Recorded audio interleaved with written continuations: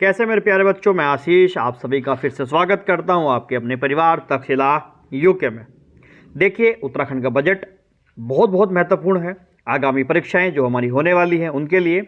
और अगर आपने थोड़ा ध्यान दिया हो तो यहाँ भी जो पुलिस परीक्षा हुई है उसमें कम से कम 2 सवाल यहाँ सर बने हैं। देखिए, ध्यान से देखना, आज की क्लास बहुत महत्वपूर्ण रहने वाली है। इसमें जितने भी पॉइंट बन सकते हैं या यहाँ से सवाल हो सकता है कि बने, तो मैंने उन सब चीज़ों को यहाँ पर कवर करने की कोशिश करी है। ठीक है, चलिए आइए शुरू करते हैं हम आज की अपनी क्लास को। देखिए, जो अगर हम अपने संविधान की बात करें, हम अपने कॉन्स्टिट्यूशन की बात करते हैं, उसमें किसी भी बजट शब्द का उल्लेख देखिए देखने को नहीं मिलता है। उसमें किस नाम से पुकारा गया है? वार्षिक वित्तीय विवरण उसे कहा गया है। ठीक है, वार्षिक वित्तीय विवरण। और यही वार्षिक वित्तीय विवरण आम बोलचाल की भाषा में बजट के नाम से जाना जाता है। इसके अलावा देखिए, भारतीय संविधान के अंदर एक आर्टिकल है, आर्टिकल 112, आर्टिकल 112, जिसमें बजट का प्रावधान है। लेकिन अगर राज्य के संबंध में बात करें, राज्य के परिप्रेक्ष्य में बात करें, तो आर्टिकल 202, इसके परिप्रेक्ष्य में क्या होता है? एक वित्तीय विवरण दिया जाता है और वही राज्य के बजट के रूप में होता है। देखिए, शुरुआत करते हैं, चलिए आज की बातें। यहाँ देखिए, ये जो बजट है, ये बजट किसने पेश करा? उत्तराखंड के जो वित्त मंत्री हैं प्रेमचंद अग्रवाल। पहली बात, सवाल यहीं से बन जाएगा, मोस्ट इंपॉर्टेंट पॉइंट है कि किसने बजट पेश करा। ये प्रेमचंद अग्रवाल जो हैं उन्होंने बजट पेश करा 2022 वाला। ये कब पेश करा गया? 14 जून 2002 को। एक तो ये आपको ध्यान रखना है कि 14 जून 2002 को बजट पेश करा गया। और बजट के अंदर जो राशि है वो कितनी है? 65,571 रुपये। देखिए, ध्यान रखना, ये राशि बहुत महत्वपूर्ण रहेगी। कितनी? 65,571। और देखिए, विगत वर्ष की अगर तुलना बात करें 2021-22 की, तो लगभग ये उससे कितनी ज़्यादा है? 14.24% ज़्यादा है। ठीक है, ध्यान रखेंगे कितने प्रतिशत ज़्यादा है? 14.24% वो ज़्यादा है। ठीक है, इसके अलावा देखिए, अगर आप ध्यान रखना चाहें तो हमारे 2 व्यय होते हैं, एक राजस्व खाते के ऊपर व्यय होता है और दूसरा आपका पूंजी खाते का व्यय होता है। राजस्व खाते व्यय लगभग 49,000 करोड़ के आसपास है और ये 16,500 करोड़ के आसपास का एरिया है। तो देखिए, अगर ये ध्यान नहीं रख सकते तो आपको कम से कम बजट की जो राशि है बेटा वो बिल्कुल ध्यान रखनी चाहिए। 65,571 रुपये ये इस बार बजट रहा है। देखिए, इसमें अलावा और क्या बातें हो सकती है? बहुत सारा आंकड़ा है तो इसमें ज़्यादा आपको जाने की आवश्यकता नहीं है, हमारे पेपर के पॉइंट ऑफ व्यू से बात करेंगे। देखिए, हमने अभी बात करी कि राजस्व खाते पर व्यय इतना है। ठीक है, पिछले वर्ष की तुलना में ये कितना था? ये 44,000 था, इस बार थोड़ा बढ़ गया है। कितना?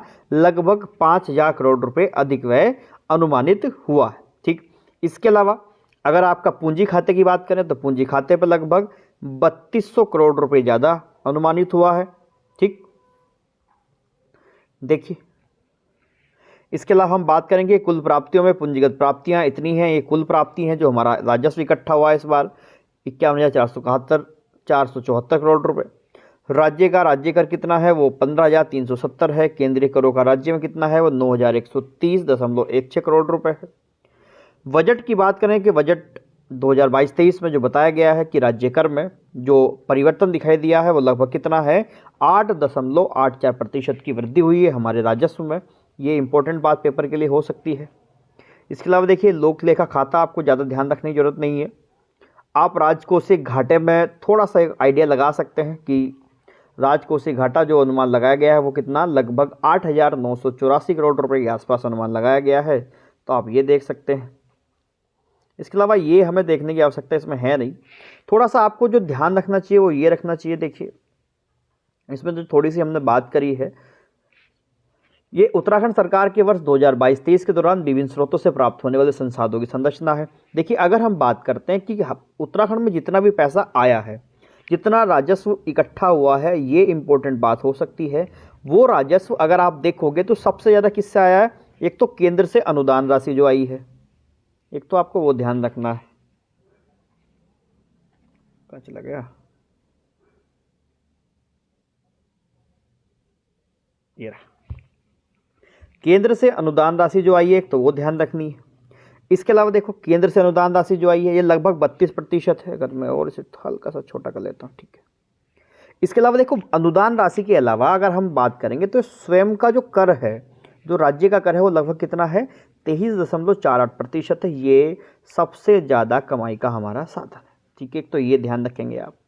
इसके अलावा देखिए, अगर हम व्यय की बात करते हैं तो उत्तराखंड का सबसे ज़्यादा व्यय किस पे होता है, वो वेतन पर होता है, भत्ते, मजदूरी और आखिर ये लगभग हमारा 27.19% हिस्सा हमारे राजस्व का, हमारी इनकम का, हमारे राज्य के राजस्व का कहाँ जाता है, वो इन सब चीज़ों में चला जाता है, वेतन में, भत्ते वगैरह में। ठीक है, ये आपको ध्यान रखना है।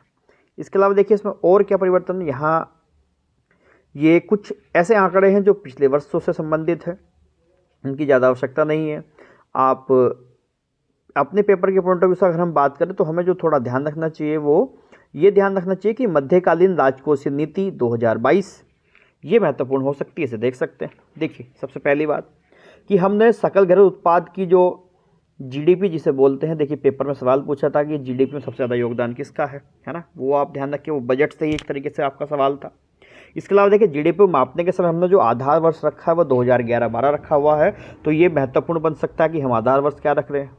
और देखिए इसमें अनुमान करा गया है कि 2022-23 के लिए और आगामी वर्षों के लिए हमारी जो वार्षिक वृद्धि दर कितनी होगी, वो 9% जीडीपी हम लोग हासिल करेंगे। ये महत्वपूर्ण बात है, आप ध्यान रख सकते हैं। इसके अलावा देखिए वित्तीय वर्ष 2022-23 के आय व्यय के आधार वर्ष मानते हुए प्राप्ति एवं व्यय की विभिन्न मदों को पुनर्मन किया गया है। देखिए इस बार क्या करा गया इन्होंने कि आधार वर्ष किसे माना है, 2022-2023 को माना है, और इसमें जो अनुमान लगाया है वो अनुमान बहुत ज़्यादा महत्वपूर्ण होता है पेपर के पॉइंट ऑफ व्यू से। देखिए इसमें जो अनुमान लगाया वो ये लगाया है कि राज्य के स्वयं के कर राजस्व के अंतर्गत 2023-24-25 में 13% तथा वर्ष 2025-26 में 15% की वृद्धि दर अनुमानित की गई है। कि हमारा जो राजस्व है वो 2023-24 में, 2024-25 में तो 13% के आंकड़े से बढ़ेगा, और 25-26 में इसमें जो परिवर्तन आएगा वो लगभग 15% परिवर्तन आएगा। ठीक, इसके अलावा बताया गया कि उत्तर प्रदेश से पेंशन की प्राप्ति को छोड़ते हुए शेष राशि पर, चलो ये छोड़ देते, इसकी ज़रूरत नहीं है। इसके अलावा देखिए आप ध्यान रखिए कि वर्ष 2022-23 के बजट अनुमान पर 12% की वृद्धि दर लेते हुए वर्ष 2023-24 से वर्ष 2025-24 तक के पूर्वानुमान निर्धारित किए गए कि मतलब 12% वृद्धि होगी, ऐसा कुछ अनुमान लगाया जा रहा है हमारे बजट के अंदर। ठीक, इसके अलावा देखिए राजस्व व्यय की मद में वर्ष 2022-23 के बजट अनुमानों को आधार मानते हुए आगामी वर्षों के लिए 7% वृद्धि दर ली गई है कि 7% वो बढ़ जाएगा, ऐसा कुछ माना गया है। इसके अलावा देखिए ब्याज पर होने वाले व्यय की गणना राज्य के ऋण कोष पर औसत व्यय दर लगभग 8% मानते हुए की गई है। इसमें अगर आपको ध्यान रखना है कि हमारे यहाँ पूंजीगत जो परिव्यय है उसमें वित्तीय वर्ष 24-25 में 10%, 2025-26 में प्रतिवर्ष 8.5% की वृद्धि दर ली गई है। ये आप ध्यान रख सकते हैं, आपको अपनी कॉपी में इसे ऐड कर लेना, पढ़ लेना इसे। ठीक है, देखिए इसके अलावा हमें जो थोड़ा ध्यान रखना है वो जेंडर बजट पे ध्यान रखना है। जेंडर बजट क्या है 2022-23, वर्ष 2007-8 में पहली बार जेंडर बजट प्रस्तुत किया गया। एक तो आपको ये देखिए इंपॉर्टेंट बात है जो ध्यान में रखनी है कि जो वर्ष 2007-8 में पहली बार क्या करा गया, जेंडर बजट प्रस्तुत करा गया।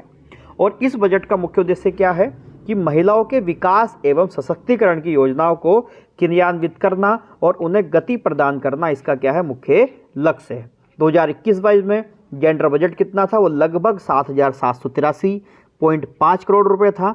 इस बार ये बढ़ करके कितना हो गया है 13,771.31 करोड़। ये अच्छा सवाल बन सकते हैं, ध्यान रखना जेंडर बजट से। ठीक, अब देखिए राज्य बजट 2022-23 की जो प्रमुख घोषणाएं हैं ये महत्वपूर्ण है, ये मोस्ट इंपॉर्टेंट फैक्टर है पेपर के पॉइंट ऑफ व्यू से।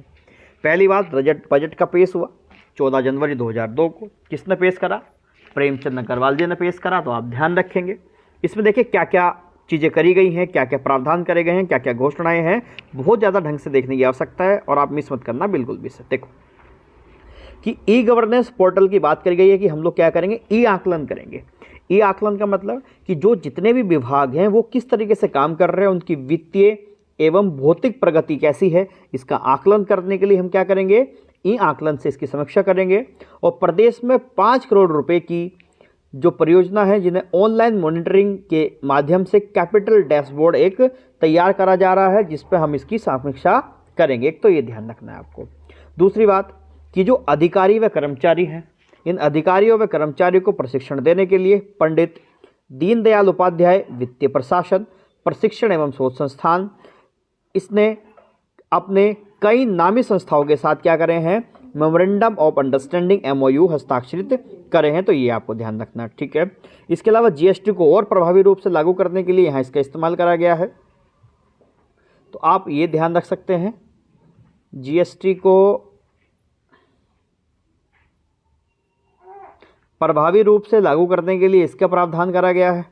इसके अलावा देखिए, आप इसमें जो ध्यान रखने की आवश्यकता वो ये है कि बहुत सारे यहाँ पर आपको बीमे वगैरह इस तरह की चीज़ें देखने को मिली हैं। तो आप ध्यान रखिए, ये क्या है कि व्यापारी दुर्घटना बीमा, जो इसके अंतर्गत कोई व्यापारी अगर अपने आप को पंजीकृत करता है तो उसके अंदर देखिए उसे 5 लाख रुपए तक का बीमा राशि देने की बात करी गई है, ठीक। इसके अलावा जीरो टॉलरेंस नीति जो उत्तराखंड में लागू है, इसमें क्या करा गया है, बिल्कुल लेखा परीक्षा को एक एक चीज़ को बहुत ध्यान से रखने के लिए, ऑडिट को ज़्यादा प्रभावशाली बनाने के लिए यहाँ पर बात करी गई है। इसके अलावा देखिए इम्पोर्टेंट है, ग्रीवेंस रेसिडेंशियल मैकेनिज्म पोर्टल, मतलब अगर किसी भी व्यक्ति की कोई शिकायत या सुझाव है वो यहाँ पर अपना संपर्क कर सकता है। इसकी शुरुआत उत्तराखंड राज्य में 5 जनवरी 2022 को करी गई। ये इंपॉर्टेंट फैक्टर है, तो ये ध्यान रखिएगा।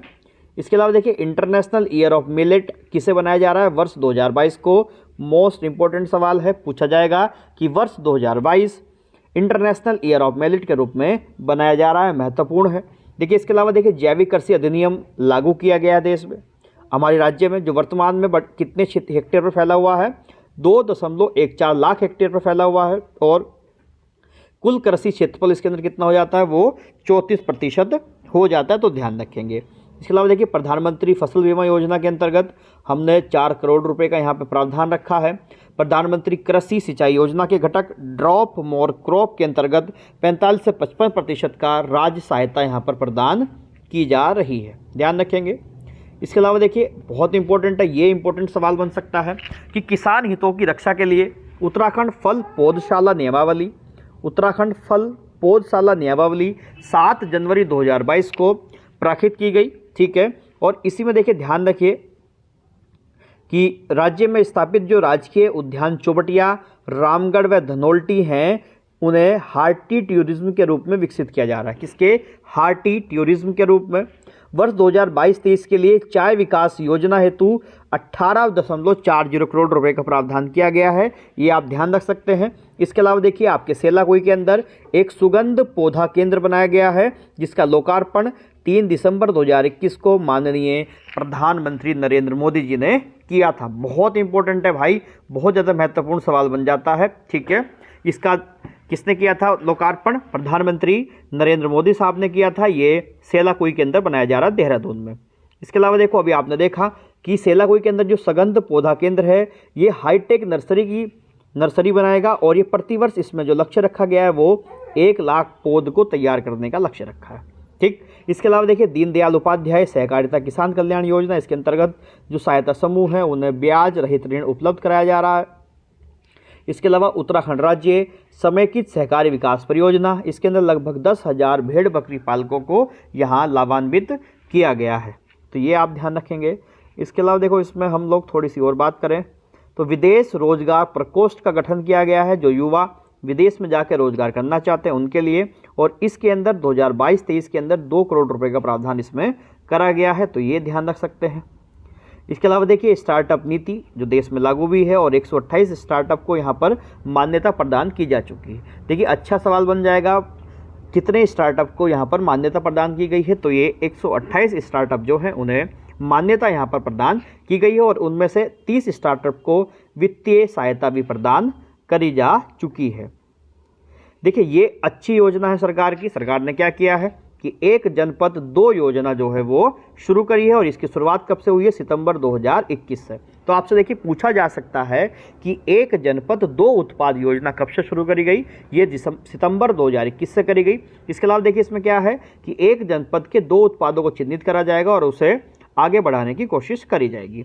इसके अलावा देखिए, ये इंपॉर्टेंट है कि राज्य में वर्तमान कुल 335.66 मेगावाट योजना के जो 16 प्लांट स्थापित करे गए हैं, इसमें बढ़ोतरी की बात हो रही है, 127 मेगावाट बढ़ जाएगा, और ये अब 2022-23 में लगभग ये 462.66 मेगावाट क्षमता तक ये पहुंच जाएगा। इसके अलावा मुख्यमंत्री सौर स्वरोजगार योजना जो चली है उसमें कुछ प्रावधान है, और इसमें एक 1.65 मेगावाट से बढ़कर के उसकी कैपेसिटी 7.5 मेगावाट तक करने की बात करी जा रही है। सूर्योदय स्वरोजगार योजना, इसके अंदर लाभान्वित करा जाएगा लोगों को, आप ध्यान रखेंगे। और देखिए इसमें इम्पोर्टेंट बनेगा व्यासी जल विद्युत परियोजना जो है इसका निर्माण हो रहा है और इसमें 353 मिलियन यूनिट विद्युत उत्पादन प्रतिवर्ष प्राप्त होगा। और देखिए इसके अलावा 4.5 मेगावाट की जो कालीगंगा परियोजना है उसका निर्माण कार्य भी इसी वर्ष पूरा करा लिया जाएगा। इसके अलावा देखिए ये मोस्ट इंपॉर्टेंट है, ध्यान रखना, लखवाड़ बहुउद्देशीय परियोजना, ये पेपर में देखने को मिलेगी। इससे अभी क्या हुआ है कि 300 मेगावाट की है, देहरादून के अंदर बन रही है और इससे 6 राज्य लाभान्वित होंगे, उत्तराखंड, दिल्ली, उत्तर प्रदेश, राजस्थान, हरियाणा और हिमाचल प्रदेश। 90% व्यय इसमें केंद्र सरकार कर रही है और 10% व्यय इसके अंदर ये 6 देश हैं, 6 आपके राज्य हैं, वो सब मिलकर कर रहे हैं। ठीक है, ये मोस्ट इंपॉर्टेंट बनेगा भाई कि रिवेम्ड डिस्ट्रीब्यूशन सेक्टर स्कीम चली है। इसके अंदर क्या कर रहे हैं कि विद्युत के अंदर जो मीटर आपके क्षेत्रों में होते हैं उन्हें डिजिटलाइज करा जा रहा है, डिजिटल मीटर लगेंगे और वो 2025 तक इस कार्य को पूरा कर लिया जाना लक्षित किया गया है। ठीक है, ये ध्यान रखना है। इसके अलावा देखिए 132 किलोवाट सिंगल सर्किट जो पिथौरागढ़ लोहाघाट लाइन है इसके कार्य को पूर्ण करने का लक्ष्य यहाँ पर रखा गया है। प्रधानमंत्री ग्राम सड़क योजना के अंतर्गत भारत सरकार द्वारा 151 नए पुलों को मंजूरी दी है जिनका लक्ष्य 2022 तक उन्हें पूर्ण करना है राज्य सरकार का कार्य। इसके अलावा देखो आप इसमें देख सकते हैं कि प्रदेश में हवाई सेवा को बढ़ाए जाने के लिए क्या किया गया है जिससे कनेक्टिविटी ज़्यादा हो सके, आने जाने के रूट ज़्यादा बनाए जा सके। गोजियाना, घनसाली, गैरसैंण, चमोली, देवघाट, सियालदे, अल्मोड़ा, जोशीयाड़ा, उत्तरकाशी और डीडीहाट पिथौरागढ़ में जो है यहाँ पर आपका हेलीपैड या हेलीपोर्ट का इस्तेमाल किया जा रहा है, इनका निर्माण किया जा रहा है, आप ऐसे कहिए, है ना। इसके अलावा देखिए इसमें आज़ादी के 75वें वर्ष जो अमृतसर मनाया गया इसी बार, 75 गांवों को इंटरनेट कनेक्टिविटी से जोड़ने की बात है। और देखिए ये अच्छा सवाल है, पेपर में पूछा जाता है, अलग से सिलेबस में डाला जाता है उत्तराखंड के कि मुख्यमंत्री जो पलायन, देखिए 75 गांव को इंटरनेट कनेक्टिविटी के साथ जोड़ा गया है और मुख्यमंत्री पलायन रोकथाम योजना को 2022-23 के आय व्यय में 25 करोड़ रुपए की यहाँ पर बात करी गई है, इसका प्रावधान है। आप इसका ध्यान रख सकते हैं। मनरेगा का ध्यान रख सकते हैं कि इस बार इन्होंने लगभग 300 करोड़ रुपए का प्रावधान किया। मनरेगा, देखिए मनरेगा बहुत हमारी एक महत्वाकांक्षी परियोजना है तो इसका ध्यान रखेंगे। इसके अलावा देखिए दीनदयाल उपाध्याय ग्रामीण कौशल योजना के अंतर्गत लगभग 2022-23 में 25,000 युवक युवतियों को प्रशिक्षित करने का लक्ष्य यहाँ पर रखा गया है।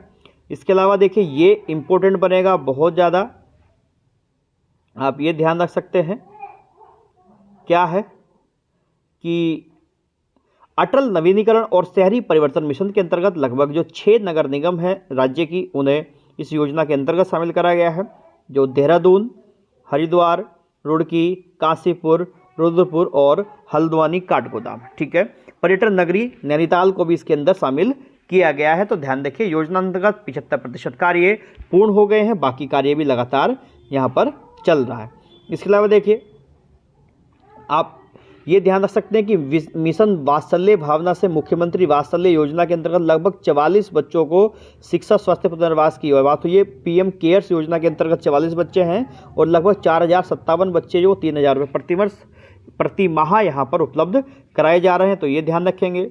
इसके अलावा राज्य में नंदा गौरा योजना है। नंदा गौरा योजना में अगर कन्याओं के जन्म की बात होती है तो उस पर 11,000 रुपये और 12वीं उत्तीर्ण करने पर लगभग 51,000 रुपये यहाँ पर दिए जा रहे हैं। ठीक है, ध्यान रखें। इसके अलावा देखिए one nation one ration card योजना यहाँ लागू हो गई है जुलाई 2002 से और इस योजना के अंतर्गत मार्च 2022 तक ये इसमें गलत हो गया है, लगभग 3,809 रुपये करें, कुछ इस तरह गलत हो गया ये लिखने में ना। इसके अलावा मुख्यमंत्री दाल पोषित योजना चलाई गई है, इसमें प्रत्येक कार्ड धारकों को प्रति कार्ड पर 2 किलो दाल दी जा रही है भैया। अटल उत्कृष्ट विद्यालय योजना चलाई गई है यहाँ पर सब लोगों के लिए, आप सभी जानते हैं, आपके स्कूलों में जो बन रहे होंगे स्कूल आपके गांव के अंदर।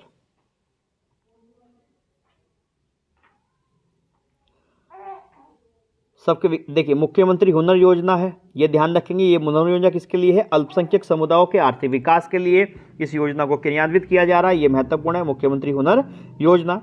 नेशनल क्रेंच योजना ये संचालित करी जा रही है, इसमें कुछ आंगनवाड़ी जो है वो 105 बाल विकास परियोजनाओं द्वारा ये आंगनवाड़ी और बच्चों को दिया जा रहा है। इसमें इसमें ये इम्पोर्टेंट हो सकता है कि उत्तराखंड ने क्या किया कि आयुष्मान भारत के ही तर्ज पर अटल आयुष्मान उत्तराखंड योजना लागू की है। अटल आयुष्मान उत्तराखंड योजना लागू करी है। इसके अलावा देखिए कैंसर पीड़ितों को सुविधा के लिए 7 पर्वतीय जनपद अल्मोड़ा, पिथौरागढ़, चंपावत, टिहरी, उत्तरकाशी, पौड़ी और चमोली में डे केयर कैंसर यूनिट का संचालन किया जा रहा है, डे केयर का, जिससे मरीजों को अपने नज़दीकी क्षेत्र में ही कीमोथेरेपी की सुविधा मिल पाएगी। इसके अलावा देखिए सभी जो विद्यालय हैं हमारे राज्य के, उनमें 1 से 12 तक CBSE के जो हिंदी पाठ्यक्रम है NCERT उसे लागू करा गया है। ठीक है, और ये सब बातें आपको इसमें ध्यान रखनी है।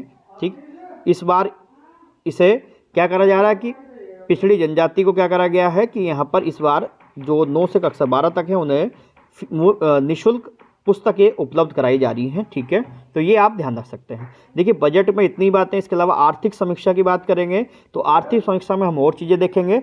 चलिए आप बस मेहनत करते रहिए, हम काम करते रहेंगे लगातार, आप और हम मिलकर के लक्ष्य को प्राप्त करेंगे। मिलेंगे चलिए हम लोग अपनी अगली क्लास में, तब तक के लिए बहुत बहुत धन्यवाद।